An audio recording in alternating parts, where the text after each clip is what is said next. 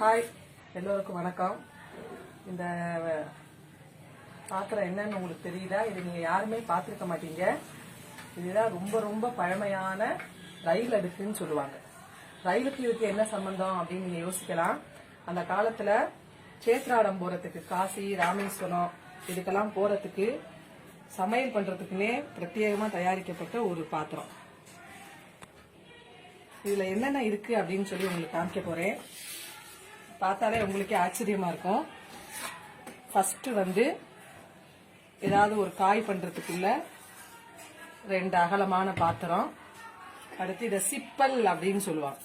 இந்த சிப்பல் எதுக்குன்னா சாதம் வடிக்கிறதுக்கு, கஞ்சி வடிக்கிறதுக்கு, அடுத்து காய் வதக்கிறதுக்கு ஒரு சின்ன இழுப்பச்சட்டி, அடுத்து டவரான்னு சொல்றது காப்பி ஆத்துறதுக்கு இல்ல வேற எதுக்காவது யூஸ் பண்ணிக்கிறதுக்கு.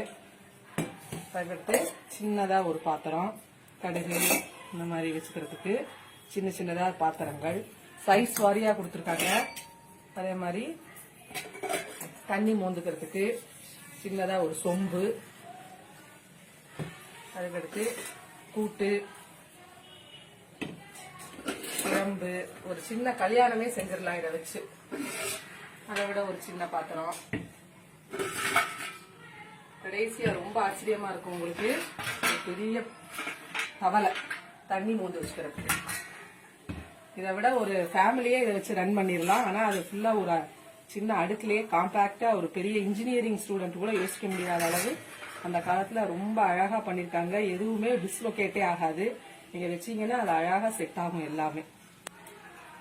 திருப்பி அதை உங்களுக்கு திருப்பி வச்சு காமிக்கிறேன்.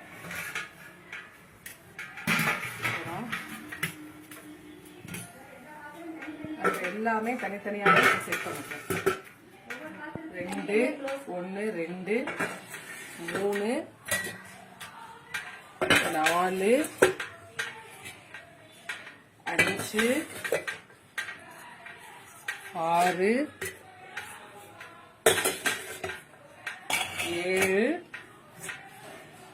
8 9 10 சிப்பல் 11 12 13 14. 2 in 1 கேள்விப்பட்டிருக்கீங்க. 14 in 1 அப்படிங்கிறது இதுதான். இந்த வீடியோ உங்களுக்கு பிடிச்சிருந்தா லைக் பண்ணுங்க, இல்லைன்னா ஷேர் பண்ணுங்க, இல்லை சப்ஸ்கிரைப் பண்ணுங்க. தேங்க்யூ.